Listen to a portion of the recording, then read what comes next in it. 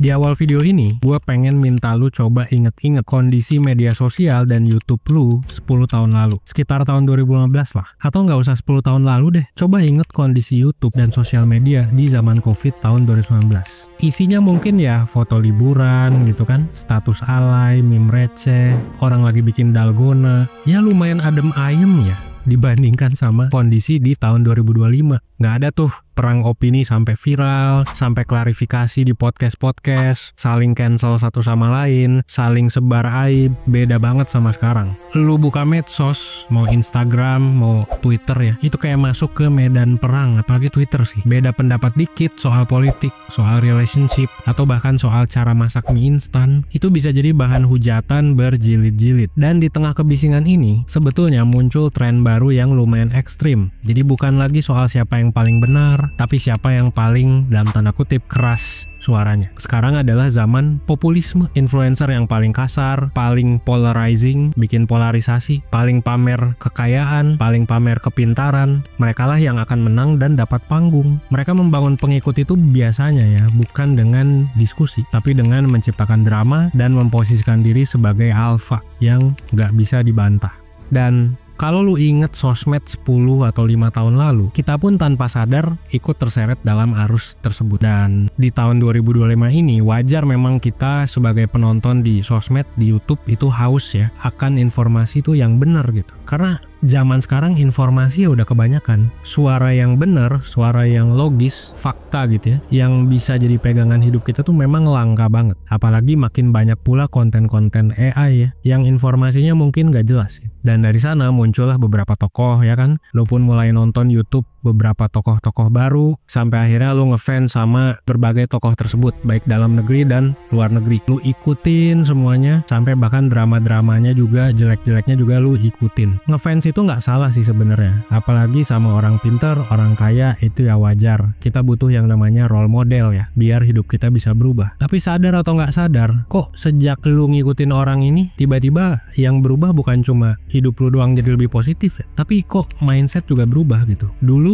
mungkin lu bisa terbuka sama banyak opini, lu mungkin bisa santai menghadapi perbedaan, lu nggak sesetres itu ngelihat drama di sosmed. Tapi kok sekarang lu jadi cepet banget ya ngejudge orang lain, entah itu karena dia miskin dan beropini, atau karena lu ngelihat ada orang berargumen tapi penyampaiannya kurang baik gitu, dan lain-lain. Dan kok mungkin lu sadar, lu sekarang mungkin jadi lebih defensif di era sekarang. Nah, apa jangan-jangan kita semua bareng-bareng sekarang itu berhenti berpikir kritis karena konsumsi konten kita saat ini yang udah begajulan gitu loh. Nah, itu yang bakal gue bahas sekarang. Selamat datang di kelas kehidupan. Kita bakal bahas soal gejala hilangnya pemikiran kritis. Gue bakal bahas tanda-tandanya, gue bakal bahas kenapa juga, dan gue bisa argue ini tuh karena populisme dan karena sosial media. Welcome to 1%, dan stay tune, tonton video ini sampai habis.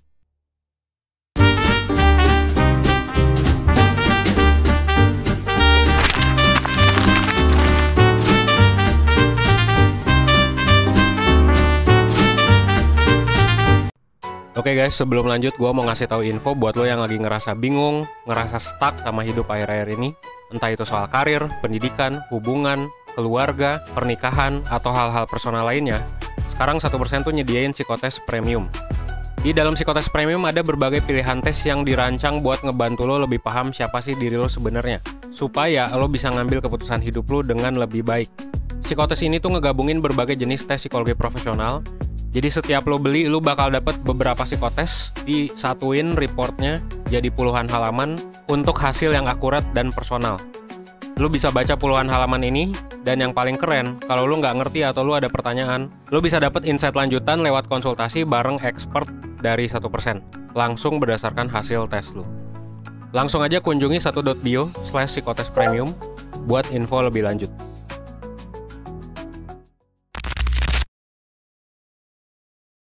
Kalau kita mau jujur, ada satu hal utama yang bikin filter kritis kita tuh langsung mati. Apa itu? Yaitu adalah narasi kita versus mereka. Nah, ini adalah resep paling ampuh dari para influencer di luar sana, dari para bahkan calon presiden di luar sana, untuk mematikan logika dan menyalakan emosi. Kenapa? Karena narasi ini tuh langsung menargetkan dua tombol paling sensitif di otak kita, yaitu adalah perut dan juga rasa takut. Apalagi kita tahu sekarang ekonomi lagi sulit. Dan kalau ekonomi lagi sulit, cari kerja sulit, harga-harga naik, kita jadi lebih cemas. Disinilah otak kita tuh butuh penjelasan yang simple. Kita tuh butuh kambing hitam, butuh orang buat disalahin. Nah, figur populis, kayak influencer, kayak calon presiden, kayak siapapun, gua nggak bilang ini di Indonesia ya, karena di luar juga sama kejadian. Ini bisa aja memanfaatkan momen kesulitan ini tuh dengan sangat perfect ya. Dan ciri-ciri ketika ada orang yang memanfaatkan ketidakkritisan orang itu biasanya pakai 3 hal. Pertama, biasanya mereka ngasih penjelasan yang gampang. Contoh,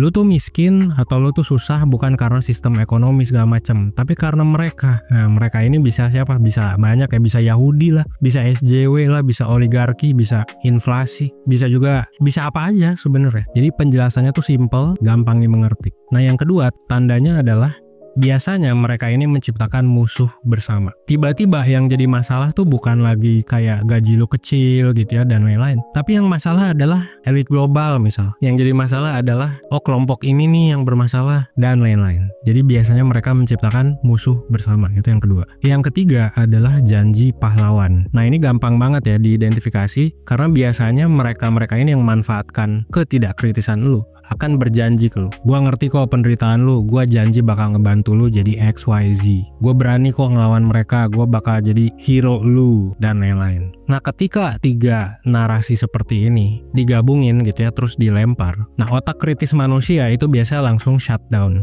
Kenapa? Karena kita nggak lagi nganalisis data, justru kita malah, oh bener juga ya dia yang harus disalahin. Jadi kita malah menyetujui, oh bahwa ini sesuatu tuh harus disalahkan. Kita bahkan nggak bertanya, oh gimana solusinya menurut gua. Tapi justru kita malah semangat sama, oh ternyata ini musuhnya gitu. Jadi narasi kita versus mereka yang ini banyak sekali ya di dunia YouTube dan sosmed Indonesia maupun luar negeri. Ini tuh mengubah diskusi publik gitu ya.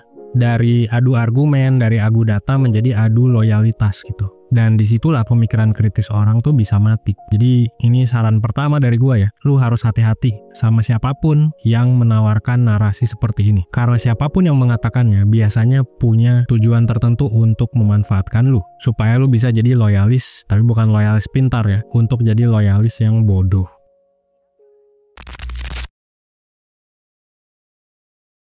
Kalau kondisi ekonomi itu adalah korek apinya dan populisme dengan strategi tadi itu adalah orang yang memegang korek apinya, maka media sosial itu adalah bensinnya yang bisa bikin semuanya jadi kebakar. Polarisasi zaman sekarang itu jadi jauh lebih parah karena algoritma. Orang makin gak kritis. Karena apa? Karena algoritma YouTube, TikTok, dan Twitter itu dirancang buat satu hal. Itu untuk engagement, menahan lu untuk memakai platform itu selama mungkin. Caranya gimana ya? Caranya adalah dengan mereka ngasih lu konten yang lu suka, yang lu setujui. Lu nonton satu video nih ya yang nyalahin pemerintah, itu algoritma bakal ngasih 10 lagi yang lebih ekstrim. Lu nonton satu konten tentang cewek seksi gitu ya, itu explore lu bakal isinya cewek seksi semua. FYP lu juga sama. Lu suka nonton konten dari kubu A bukan kubu B, lu nggak akan pernah lagi lihat argumen bagus dari kubu lainnya. Dan algoritma ini nggak peduli benar atau salah, dia cuma peduli sama satu hal, dia cuma peduli sama engagement. Ya memang ada konten yang bisa kita report, memang kadang konten ke flag sebagai spam atau hoax gitu ya. Tapi nyatanya ya tetap aja banyak iklan judul kan, tetap aja banyak konten-konten hoax beredar gitu. Jadi algoritma ini memang secara utamanya ya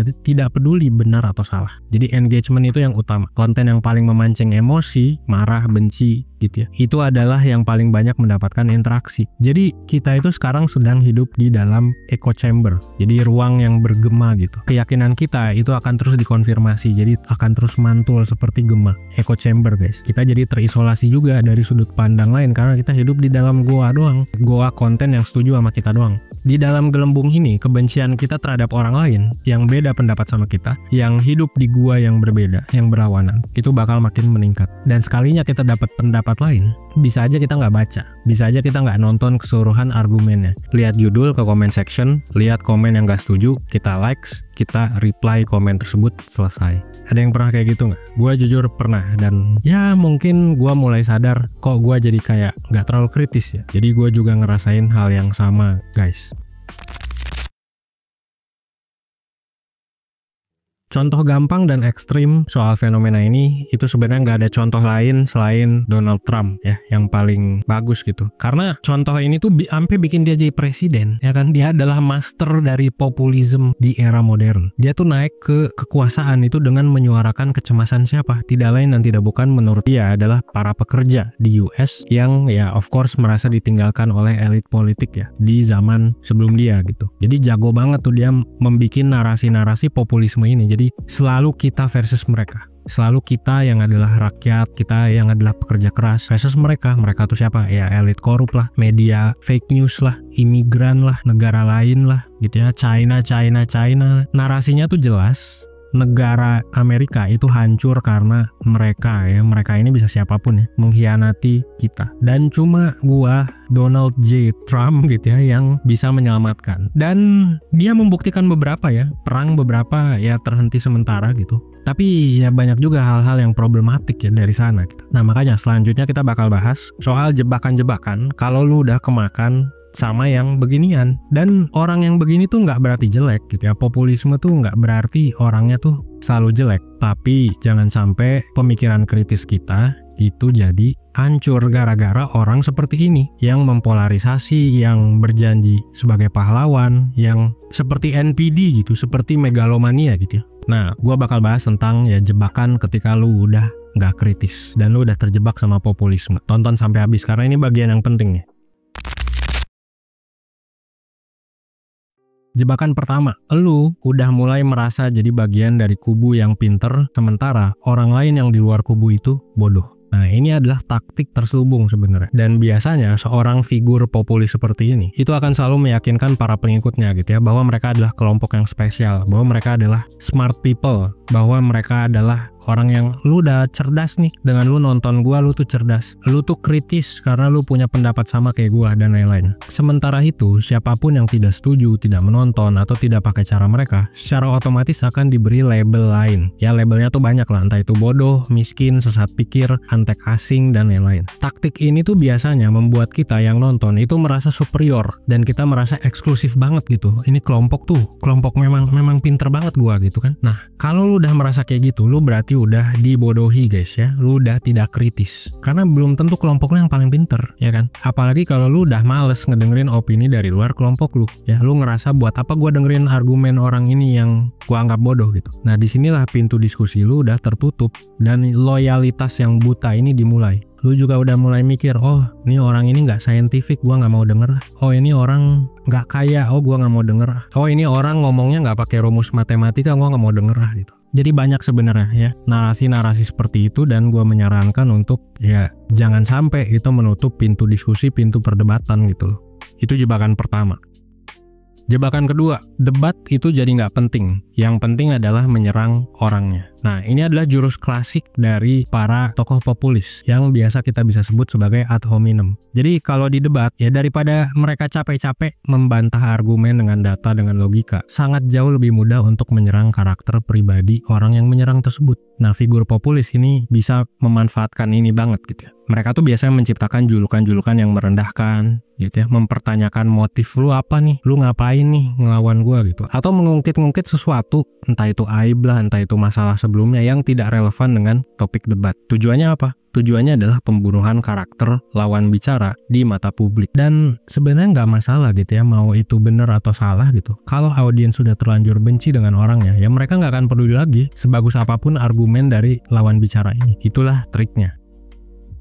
Jebakan ketiga ini adalah menjustifikasi perlakuan buruk demi kebaikan. Nah ini jebakan yang mungkin sulit dilihat. Jadi figur-figur populis itu seringkali melakukan hal-hal yang problematik. Misalnya merendahkan orang lain, menyebarkan data yang salah gitu ya, pakai cara-cara yang mungkin negatif atau kasar. Nah tapi kalau udah mulai dikritik, nah biasanya itu akan dibingkai sebagai sesuatu yang oh ini perlu dilakukan ini untuk tujuan yang lebih besar, untuk kebaikan semuanya. Jadi logikanya adalah oh ya memang gue melakukan hal ini gitu, tapi ini perlu untuk melawan mereka yang lebih jahat gitu, atau gue kepaksa berbohong cuy demi kebaikan yang lebih besar. Nah, ini sebenarnya adalah mentalitas the end justifies the means. Jadi tujuan bisa menghalalkan cara, dan biasanya followersnya pun akan memaklumi gitu. Oh, nggak apa-apa lah dia melakukan hal buruk itu, karena mereka percaya sama alasan itu gitu. Alasan itu tuh dilakukan demi kebaikan bersama. Padahal nggak juga. Dan kalau misalnya iya pun, pertanyaannya sampai kapan gitu loh. Ya mungkin sekarang perlakuan buruknya masih bisa diterima gitu ya. Tapi gimana kalau nanti, oh saya membunuh orang ini demi kebaikan gitu, demi lu semua. Ya itulah Hitler gitu ya.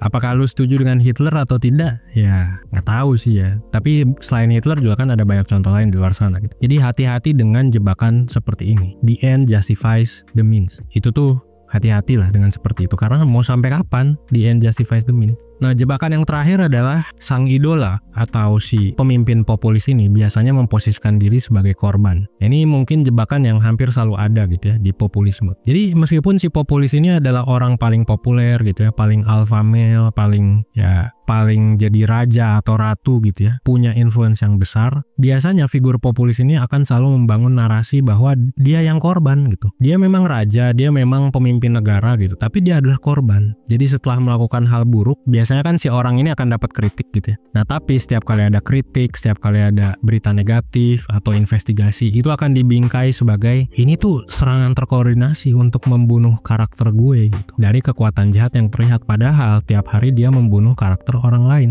ya kan? Dia membunuh karakter orang yang gak setuju sama dia. Jadi yang dia lakuin sebaliknya, tapi dia selalu ngomong bahwa gue adalah korban, gue adalah nabi yang kebetulan mengalami hal buruk gitu. Nah, ini tuh sangat efektif karena setiap serangan orang itu jadi bukti gitu, ya kan? Jadi kayak, nih lihat nih, gua kan jadi diserang. Ini gua yakin ada yang orkestrasi nih, ada dalangnya di belakangnya. Padahal kan nggak juga. Siapa tahu ada orang nyerang ya memang karena lu goblok aja gitu ya, memang karena lu melakukan hal buruk aja. Jadi orang ngekritik lu gitu, ya kan? Bukan berarti semua orang ini bekerja sama untuk membunuh karakter si orang ini, kan nggak juga gitu. Sementara fansnya jadi apa? Jadi makin fanatik gitu ya, gara-gara oh bener juga nih dia diserang sama orang eksternal gitu ya. Wah, gue harus defend gitu.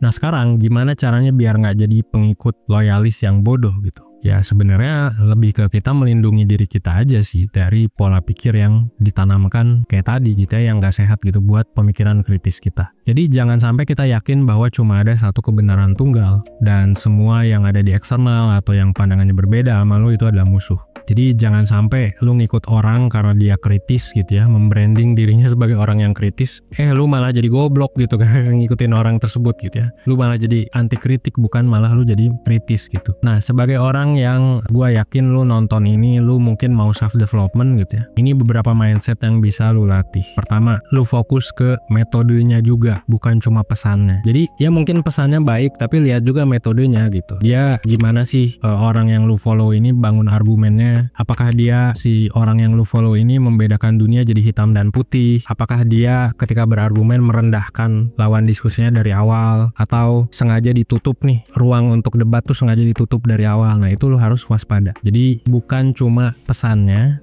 mungkin benar, tapi ya metodenya juga lu lihat gitu. Apakah pakai cara yang buruk gitu ya, dan lain-lain. Yang kedua, lu juga harus membedakan kritik terhadap argumen sama serangan personal. Lu belajar, kalau role model lu itu melakukan ya serangan personal, ya berarti ini adalah tanda-tanda wah ini udah pakai taktik populisme nih gitu kan. Apalagi kalau diikutin orang banyak, wah ini orang udah goblok-goblok, berarti kan gak kritis gitu ya. Nah, lu kenali aja gitu, oh ternyata ini orang mulai gak kritis, ya udah lu jangan ikut-ikutan gitu kan. Dan jujur ya, ini caranya gimana ya, dengan dilatih dari dikit-dikit gitu ya, dilatih dikit-dikit untuk ngeliat oh ini sebenarnya nyerang argumennya atau nyerang orangnya. Dan yang ketiga, kalau misalnya lu udah merasa superior, lu lawan godaan perasaan tersebut. Merasa superior memang enak ya. Jadi apalagi kalau ada konten yang bikin lu ngerasa lebih pintar atau lebih bener deh orang. Nah, tapi justru ketika perasaan itu muncul, lu coba waspada. Termasuk juga konten gua ini gitu ya. Mungkin konten gua juga tadi kan ada menghakimi orang gitu ya. Wah, ini goblok-goblok ikut-ikutan gitu dan lain-lain. Nah, lu bisa coba waspada juga terhadap gua gitu. Dan itu nggak apa-apa juga. Jangan sampai lu jadi loyalis yang bodoh gitu. Karena gua misalnya mengelus-ngelus ego lu, misalnya lu yang nonton di sini pinter mau self development, itu juga lu waspadai ini pengen ngapain sih gitu ya. Nah, yang keempat adalah Nah, lu harus terbiasa mencari pendapat yang berbeda. Jadi kalau ada role model suatu orang bilang A, ya lu coba cari argumen lah yang lain, yang B gitu. Lu coba cari argumen lain yang C. Lu coba rangkum kayak A gimana yang bener gitu ya. Dan mungkin lu juga bisa cari tahu apakah perdebatan ini penting atau tidak penting gitu. Karena jangan-jangan nggak penting gitu ya. Jangan-jangan mendingan lu kerja gitu, mendingan lu nyari duit, mendingan lu baca buku gitu. Gua nggak tahu ya. Maksudnya ya kan nggak semua perdebatan juga harus diladenin gitu kan. Jadi kalau ada perdebatan ya cari pendapat yang berbeda. Kalau ada opini juga cari second opinion. Dan kadang nggak semua opini juga harus didengar gitu. Kadang ya harus di skip aja. Dan yang kelima adalah ya ingat nggak ada manusia yang 100% rasional. Bahkan orang paling pintar sekalipun ya Albert Einstein gitu. Dia juga sempat kena irasionalitas gitu ya ketika udah ada teorinya udah kebangun gitu. Yang ngomongin soal quantum physics gitu ya. Dan lain-lain ya Einstein juga sempat nggak setuju tuh sama yang seperti itu gitu. Padahal buktinya menyatakan lain gitu kan. Jadi orang terpintar di dunia aja bisa seperti itu ya, apalagi role model lu yang nggak sepintar Einstein gitu ya. Jadi ya, mungkin lu mengidolakan orang yang lu kagumi tapi ingat juga dia bisa salah gitu. Dan ya nggak apa-apa juga kan salah gitu, nggak masalah. Pada akhirnya ya tujuannya adalah gimana caranya kita bukan menemukan role model yang sempurna dalam tanda kutip, tapi untuk kita menjadi pribadi yang lebih baik, bisa mikir secara mandiri, karena di zaman sekarang itu makin susah untuk berpikir kritis. Akhir kata ya, semoga video ini bisa ngebantu lu. Please jangan relate ini sama ya berbagai macam isu yang terjadi di lokal gitu ya. Ini anggap aja sebagai pembelajaran gitu ya untuk lu menghadapi dunia ini secara holistik. Oke, gue Evan di 1%. Well, thanks.